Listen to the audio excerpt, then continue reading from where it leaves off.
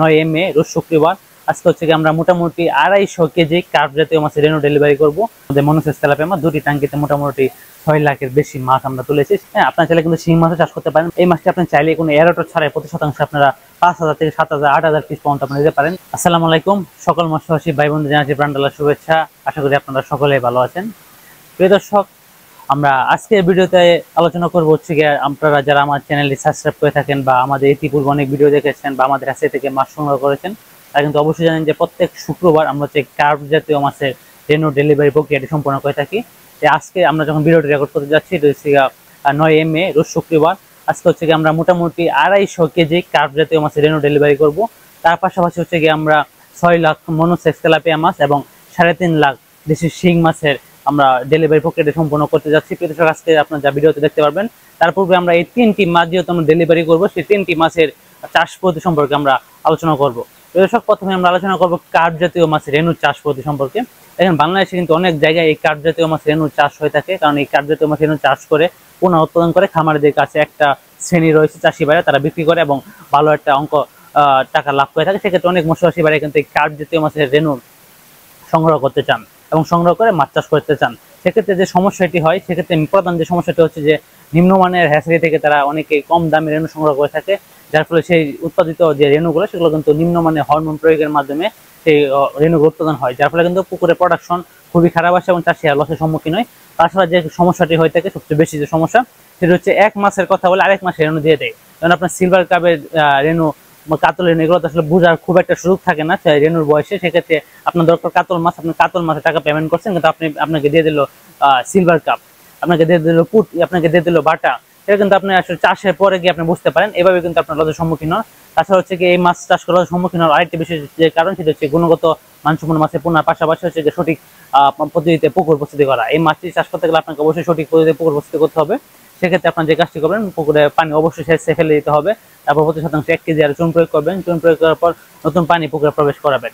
পানি প্রবেশ করার 2 দিন পর হচ্ছে কি আপনারা একটা মই টেনে দিবেন, বা পানি প্রবেশ করানোর দিন একটা মই টেনে দিবেন। মই দেওয়ার পরের দিন হচ্ছে কি আপনারা প্রতি শতাংশে আপনারা 250 গ্রাম হারে আপনারা সরিষার খোল প্রয়োগ করবেন। তার থেকে 2 থেকে 3 দিন পর আপনারা প্রতি শতাংশ হচ্ছে 70 থেকে 80 গ্রাম হারে আপনারা ওই রেনুটা দিয়ে আপনারা এই মাছ চাষ শুরু করতে পারেন। মনে রাখবেন, মাছ চাষ করতে গেলে আপনাকে সঠিক পুকুর প্রস্তুতি, সঠিক গুণগত মানসম্পন্ন মাছের পোনা এবং সঠিক ব্যবস্থাপনা, সঠিক খাদ্য, এগুলো আপনাকে মেনটেন করে আপনাকে মাছ চাষ সফল হতে হবে।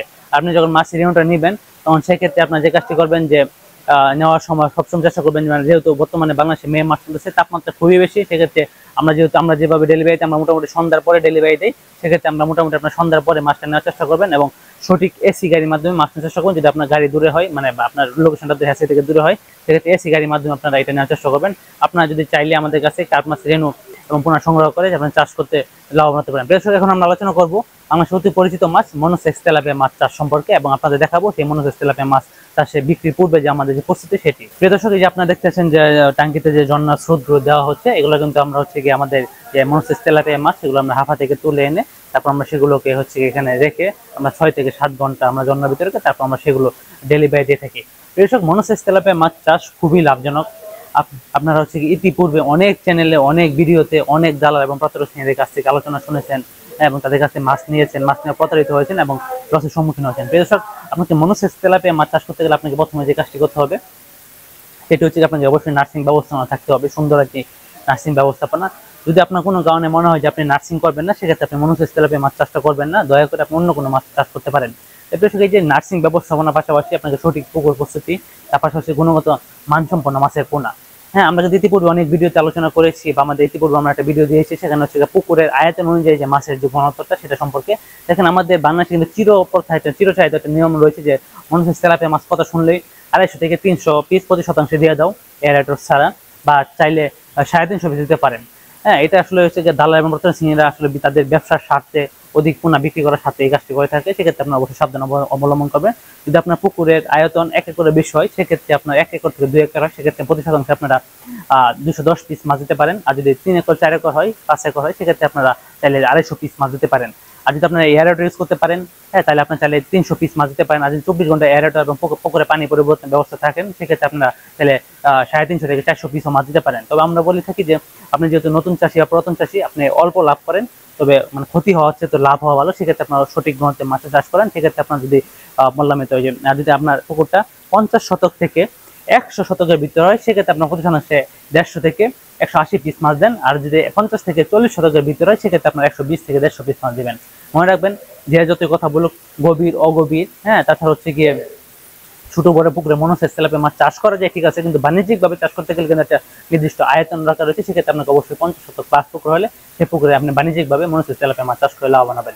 দর্শক, এই যে আমরা এত মাছ বিক্রি করি, হ্যাঁ, এগুলো কিন্তু আমাদের ম্যাক্সিমাম আমাদের যে গ্রাহক রয়েছে, সেগুলো কিন্তু আমাদের আগের বছর বা কোনো না কোনো সময় আমাদের কাছ থেকে মাছ নিয়ে তারা লাভবান হয়েছে।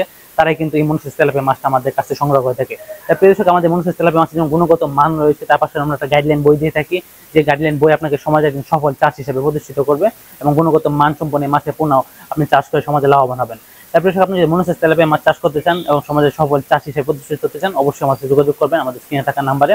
আর আমরা কিন্তু আমাদের মনোসেস তেলাপিয়া মাছের 3টি ধাপে আমরা হরমোন ট্রিটমেন্ট করে থাকি। মনে রাখবেন, একটি ধাপে যদি কেউ হরমোন ট্রিটমেন্ট করে থাকে, সেটা কোনোভাবেই 97 থেকে 98% মনোসেস হওয়া সম্ভব না।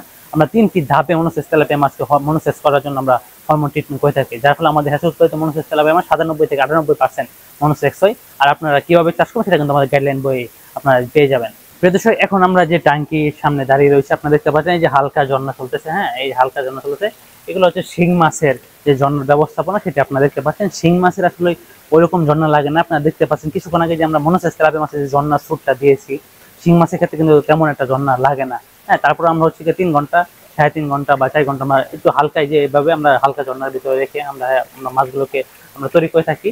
হ্যাঁ, আপনার চাইলে কিন্তু শিং মাছও চাষ করতে পারেন। বাংলাদেশে শিং মাছের চাষের জনপ্রিয়তা কিন্তু দিন দিন হারে বৃদ্ধি পেয়েছে এবং এই মাছটি অধিক ঘনত্বে চাষ করা যায়। এই মাছটি আপনি চাইলে কোনো এয়ারওয়াটার ছাড়াই প্রতি শতাংশে আপনারা 5,000 থেকে 7,000, 8,000 পিস পর্যন্ত আপনি নিতে পারেন যদি আপনি শিং মাছ চাষ করেন।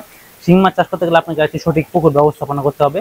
পুকুর ব্যবস্থাপনার জন্য এমন একটা ছায়া পুকুর নির্বাচন করতে হবে যে পুকুরটা আধা ছায়াযুক্ত হয়ে থাকে, কারণ শিং মাছ কিন্তু আঁশবিহীন মাছ। সেক্ষেত্রে কিন্তু একদম মানে পুরোপুরি রোদ পরে এমন পুকুরে কিন্তু শিং মাছের ভালো একটা উৎপাদন হয় না।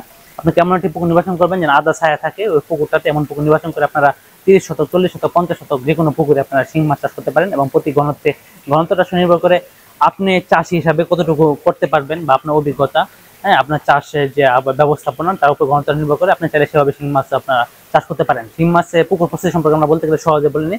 আপনার পুকুরের পানিটা সেচ দিবেন, সেচ দেওয়ার পর অবশ্যই প্রতি শতাংশে আপনারা 100 থেকে 150 গ্রাম আপনার ব্লিচিং পাউডার দিবেন।